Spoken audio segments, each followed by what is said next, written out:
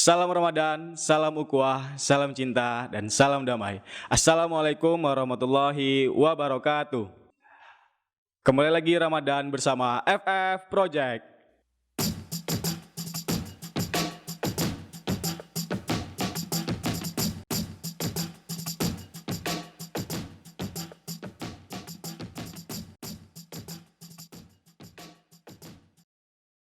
Alhamdulillahirabbil alamin, bersyukur kita kepada Allah, kita masih diberi kesempatan untuk dapat menjalankan puasa Ramadan kita hari ini. Salawat dan salam tak lupa pula kita sampaikan kepada Nabi besar kita, Nabi Muhammad SAW dengan ucapan Allahumma sholli ala Sayyidina Muhammad wa ala ali Sayyidina Muhammad. Podcast dakwah Ramadan kali ini kita kedatangan tamu yang sangat luar biasa. Beliau memiliki wajah yang tampan, hafal Al-Quran, dan juga mempelajari hadis. Yang terakhir dia juga jomblo gitu. Nah, beliau adalah Bang Yufan Pratama. Bener Bang? Arnas Pratama. Yufan? Arnas Pratama. Bang Yufan Ernest Pratama. Nah, buat para penonton nih, jangan di skip ya videonya, ditonton terus. Karena nanti di sepanjang video ini bakal banyak cerita yang sangat menarik dan bisa dijadikan inspirasi buat kalian semua. Jadi kalian jangan skip ya videonya, tonton terus. Nah, selamat datang Bang Yufan di eh, studio FF Project.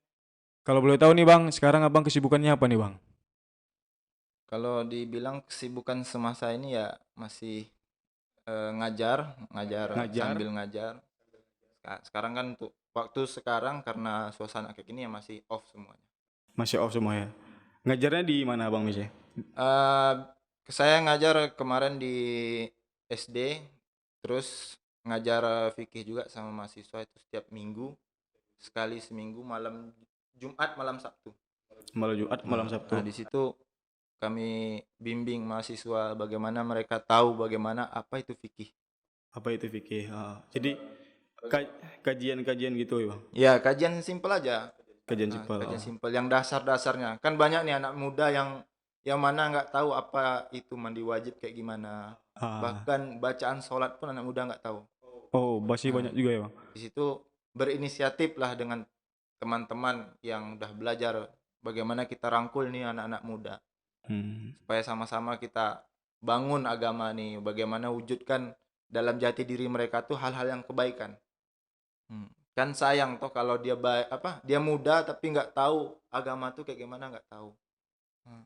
Nah, berarti kesibukan Abang ini yaitu mengaji lah ya.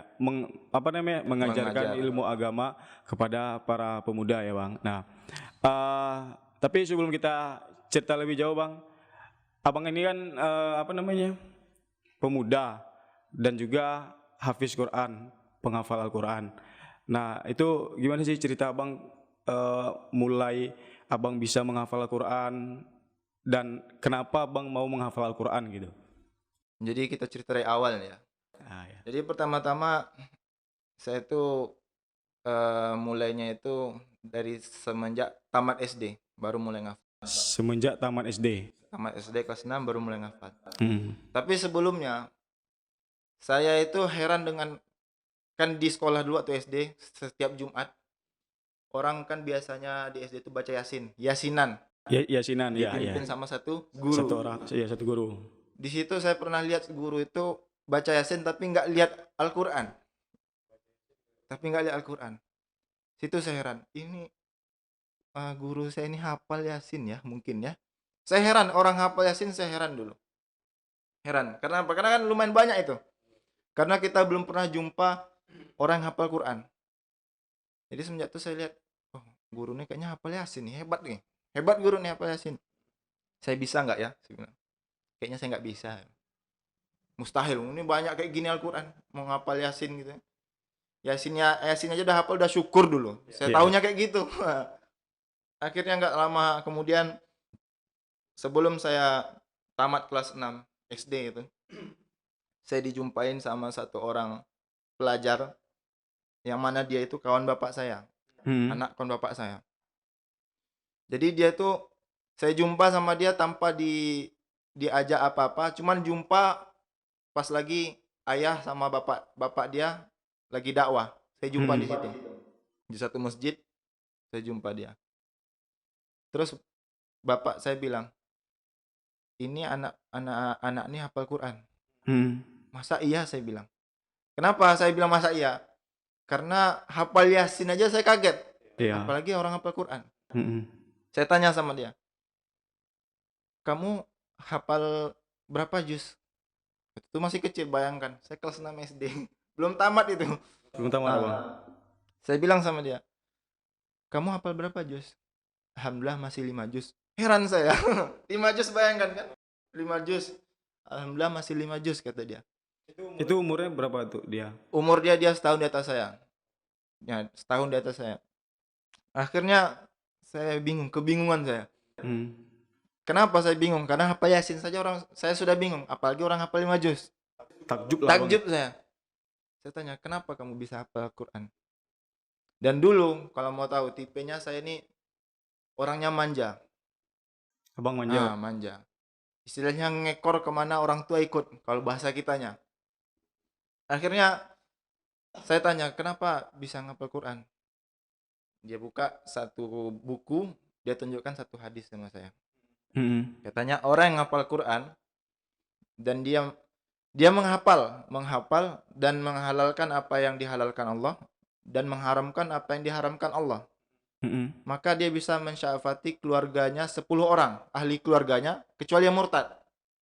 Saling murtad. Dengan jiwa saya yang manja, mulai saya berpikir, oh bagus ya 10 orang.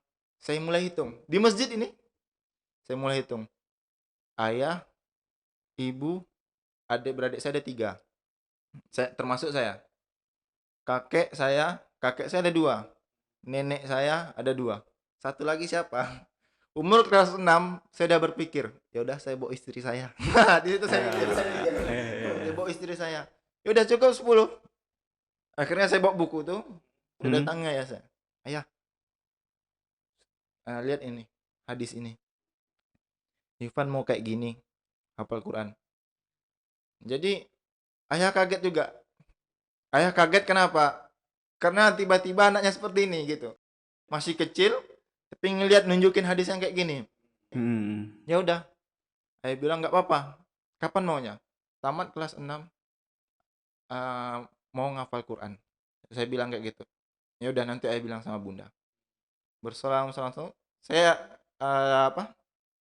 pulang ke rumah. Akhirnya saya bilang sama orang tua yang perempuan. Saya bilang, "Saya mau ngapal Al-Quran. Bunda, saya mau ngapal Al-Quran." Satu kecil itu. "Saya mau ngapal Al-Quran." "Bagus nak," kata dia. "Bagus." Tapi dalam keadaan seperti itu, yang dimana zamannya itu belum banyak para penghafal Al-Quran. Sudah ada, cuman nggak banyak. Mm. Jadi dalam pemikiran tuh, saya bisa nggak ya gitu. Saya bisa nggak ya. Akhirnya alhamdulillah sekarang saya bisa gitu. Kenapa bisa? Karena ke terjun langsung ke dunianya, Terjun langsung ke tempat. tempatnya. Jadi gini, sesuatu kebaikan itu jangan diragukan. Maksudnya apa? Jangan mau bikin ini apa enggak ya? Ini apa enggak ya? Kalau dia selagi dia kebaikan, jalankan. Selagi kebaikan dia Saya jalankan. jalankan. Itu tipe orang tua saya. Mm. Akhirnya orang tua musyawarah, berunding, ini anak mau diantar kemana? Katanya. Ngapal Quran di mana ya katanya? Betul bang. Sebelum sampai itu, keluarga abang ini ada background agama atau maksudnya itu apa namanya? Ada istilahnya, dulunya ada keluarganya ustadz ini ya. Ya Sama gitu. sekali nggak ada. Sama sekali Sama sekali ada. nggak ada. Awam semuanya. Awam Awam semuanya. semuanya, nggak tahu apa-apa tentang agama.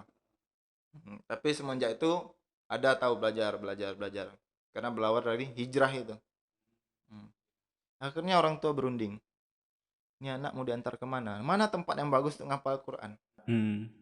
Akhirnya berunding, sempat orang tua memikirkan ini anak mau diantar mau 2 negara nih. Antara Malaysia atau South Africa. Waktu itu abang tamat SD itu kan? Sebelum tamat SD orang tua udah runding 2 tempat ini. Mau diantar South Africa atau Malaysia. Wih. Orang tua sampai bilang kayak gitu. Karena ada channel yang mau bawa ke sana gitu. Ada teman yang kenal sama orang sana, nah, akhirnya mau dibawa gitu. Akhirnya orang tua runding tanya lagi sama saya, siap nggak ke South Africa? Saya siap di mana aja, saya bilang.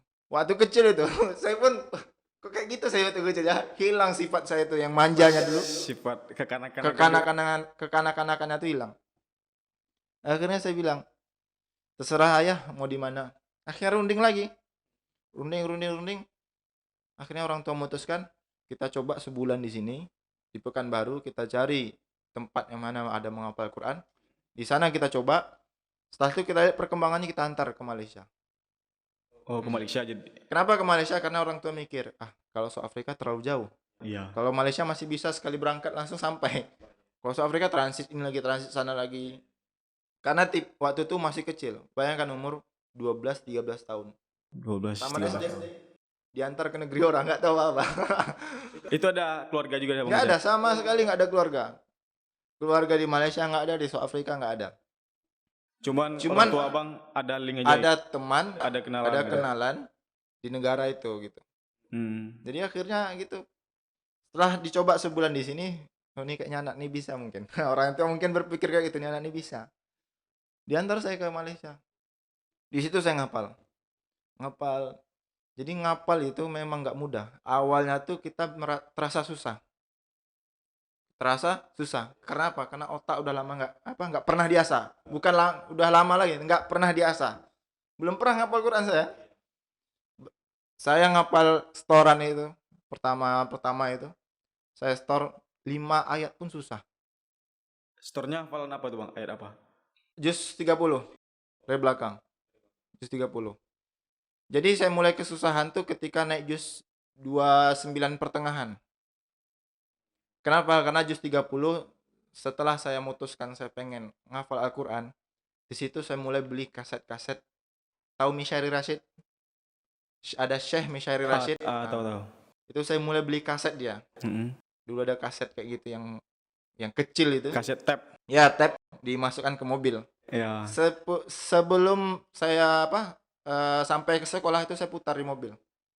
Akhirnya saya ngapal juz 30 itu mendengar. Ngapal juz 30 mendengar. Dan itu pun irama Syekh itu. Saya ikutin irama Syekh itu. Kayak gimana lengkuk-lengkuknya saya ikut. Jadi untungnya di situ saya kenal. Jadi adalah Allah beri hidayah waktu masa kecil untuk ngapal Quran. Jadi setelah itu naik juz 29 pertengahan. Di pertengahan. Mulai masa-masa sulitnya ketika ngafal surah Al-Jin sama Al-Insan. Al-Jin itu surah yang lumayan susah lah bagi saya. Karena waktu itu masih nggak tahu apa-apa tentang Al-Quran kan, cuma ngapal juz 30 aja. Akhirnya saya ngapal. Satu ayat pun susah. Tapi saya usahakan. Satu hari satu ayat.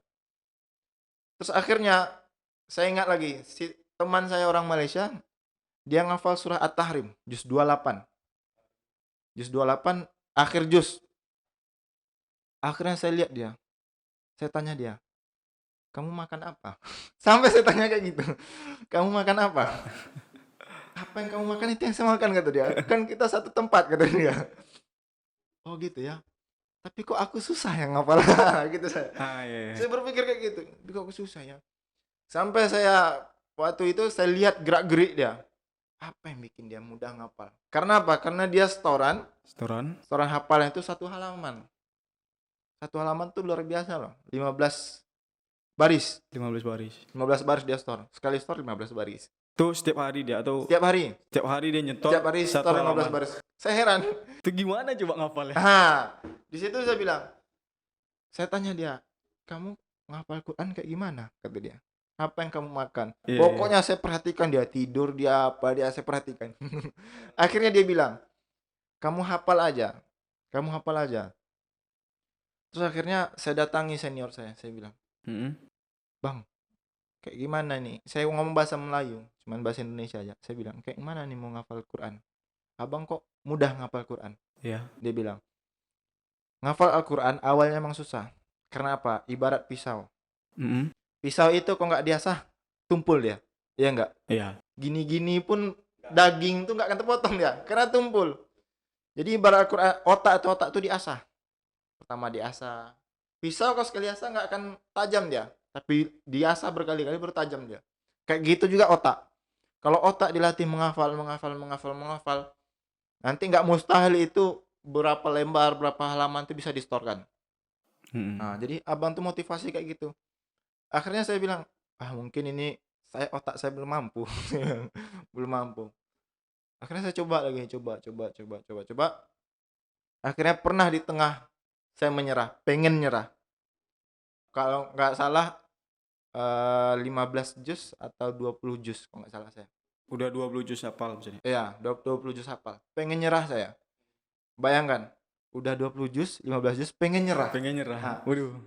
jadi gini, saya tanya sama saya tanya sama kawan yang udah tamat gimana. Dia bilang, itu memang ujian. Ujian. Ujian. Jadi dia bilang kayak gini. Dia kan ada 30 juz. 10 juz pertama saya kan ngafal dari belakang. 10 juz Metodenya memang ngafal dari belakang atau boleh pilih. oh boleh pilih. Karena kenapa saya pilih belakang? Karena saya hafal 30 juz. Juz 30. Juz 30. 30, 29, 28 sampai ke depan. Sampai 1. Nah, sampai 1. Dia ada berapa metode? Biasanya orang gimana, Bang? Metode ngafal dia. Kalau metode ngafal itu, kalau saya mengatakan metode itu nggak ada yang tetap. Cara ngafal tuh nggak ada yang tetap. Mana enak aja. Kalau saya ngafal, saya diam. Kayak orang merenung tau. Menung, saya diamin Al-Quran kayak gitu. Tapi saya hafal. 15 menit saya hafal. 15 menit hafal. Hafal saya. Satu halaman. Keren. Nah, Yeah. kalau teman Thailand beda lagi. Dia baca. A'udzubillahi sampai suara itu terdengar semua orang. Keras dia. Sampai dia kayak gitu, cara dia menghafal. Hafal dia. 20 menit, 25, 15 menit hafal dia. Tapi tipe saya beda. Tipe saya itu kalau di kelas sampai orang Thailand, orang Filipina tanya sama saya. Kamu kapan ngapal, kata dia. Itu waktu saya merenung tuh saya ngapal loh, saya bilang. Bisa ya ngapal kayak gitu, kata dia. Terus saya bilang, tipe kita beda. Mungkin saya nyamannya kayak gitu. Jadi kalau orang nanya ke saya, ngafal tuh gimana sih bagusnya? Saya bilang itu individu. Oh, individu. Mau kayak gimana pun caranya. Nyamannya kita. Nyamannya tergantung kita. Kita mau dapat feel di mana, rasa nyaman tuh di mana.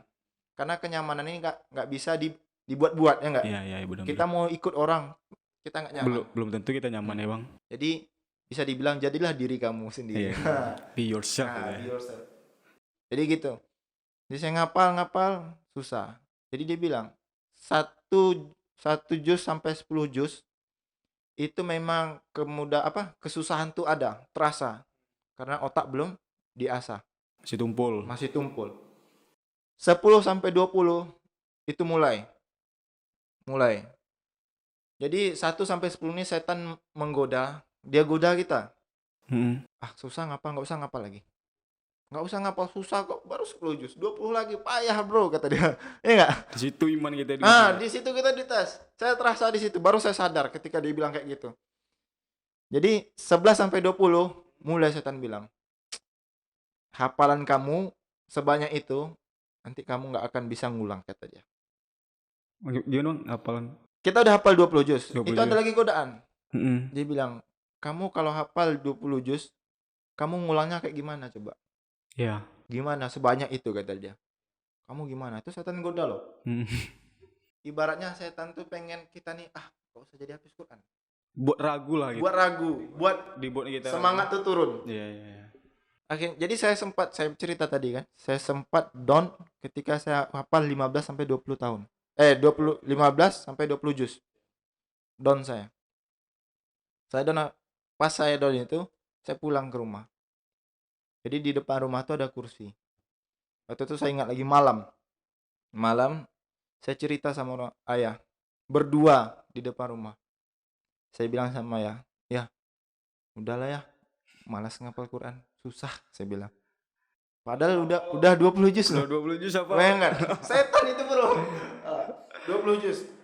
Berarti Abang hampir tergoda juga nih. Hampir tergoda. Saya bilang, udahlah, saya nggak mau lagi gini hafal Quran, susah. Soalnya ngulangnya susah. Hafal itu mudah. Hafal mudah, cuman mengulangnya susah. Karena ngulang berhentinya Hafiz itu bukan di hafal 30 bukan berhenti. Bukan dah tok itu, tapi murojaahnya lagi. Karena hafalan tuh hilang timbul, hilang timbul. Kalau nggak diulang, lupa dia. Lupa dia.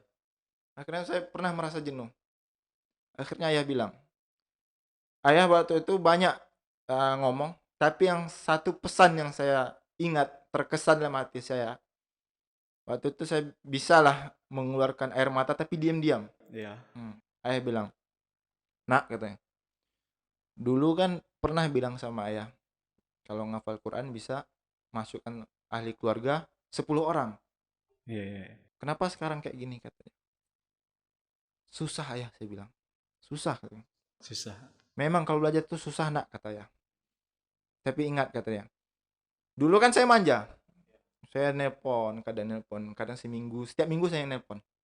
Sebulan apa, saya nelpon. Saking bisa dibilang manja lah. Karena mungkin Baru berkeluar, berpisah. baru berpisah.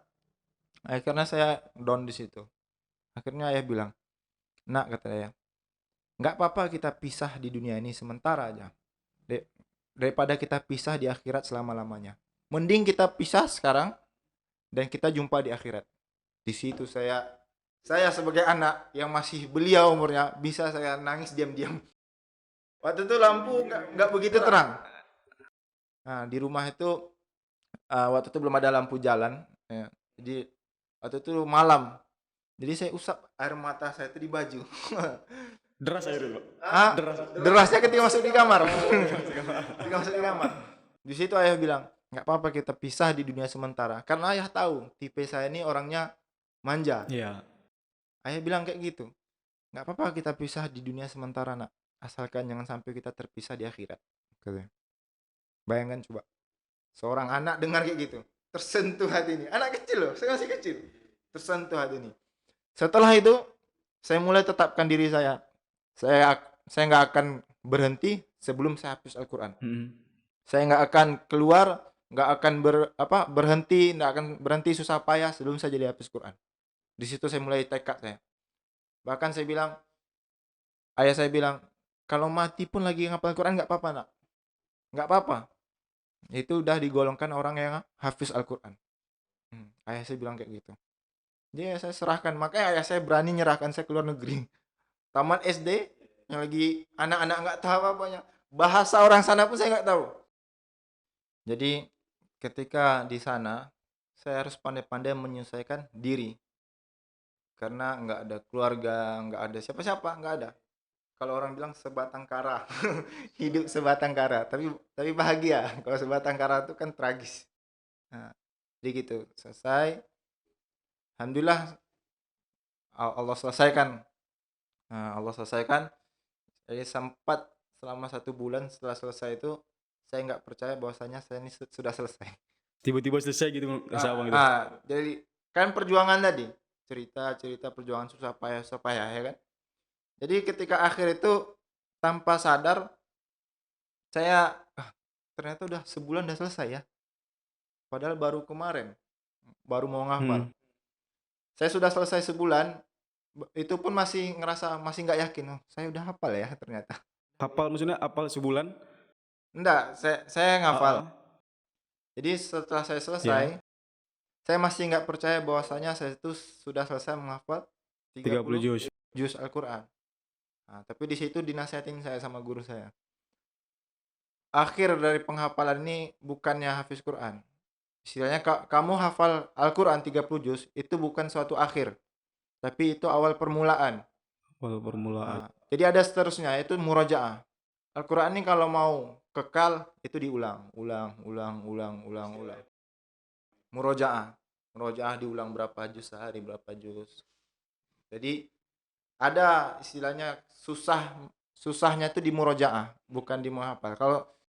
Kalau bisa ditanya sama orang yang hafal Quran, susahnya Al-Quran itu di mana? Dia bisa bilang nggak ada. Ngafal itu mudah loh. Cuman murojaahnya itu yang susah. Nah, seperti itu dia. Berarti Abang mulai menghafal Quran dari semenjak mulai terniatnya dari semenjak SD kan Bang? Tamat SD. Tamat SD melihat apa, Dijumpai kawan itu dijum melihat hadis itu. melihat hadis, kemudian dia ngasih hadis kepada Abang, Ya. Abang ngasih ke orang tua Abang, kemudian orang tua Abang berpikir, ingin menyekolahkan Abang ke 2 negara ya, Bang, Ya, antara South South Africa Afrika ke Malaysia. sama Malaysia. Akhirnya Abang dipilih ke Malaysia. Malaysia. Itu nama apanya apa, Bang? Nama sekolahnya? Boleh disebut ini berarti ya. Sebut aja, Bang. Ya. Madrasah Tahfiz Miftahul Ulum. Madrasah Tahfiz Miftahul Tahfiz Ulum. Miftahul Di Ulum Selangor itu. Selangor. Berarti dari tahun berapa, Bang, itu? Itu pokoknya tamat SD saya lupa berapa. Udah lama lah itu kayaknya. Adalah 11 tahun ada. 11 tahun yang lalu. Ya, 10 tahun ada. Berarti 2009 atau Ya, bisa jadi. 2009. Abang selesai dari sana berapa tahun, Bang? Itu selesai sana kan ada lagi belajar di Bukit Tinggi. Nah, di situ selesai kalau nggak salah umur saya 16 atau 17 tahun. 16, 17 Tahun tahun. berapa lupa itu.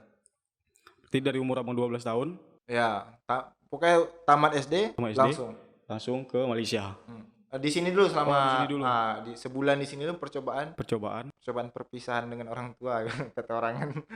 Iya. Baru diantar ke sana. Setelah itu Abang balik lagi ke Indonesia. Terus apa yang Abang, kegiatan apa Abang yang lakuin? Jadi saya dah di sini dan saya berinisiatif untuk belajar hadis sama fikih. Hadis sama fikih, Bang. Ya. Jadi akhirnya saya putuskan saya mau nyambung karena Al-Quran sama hadis ini sejalan dia.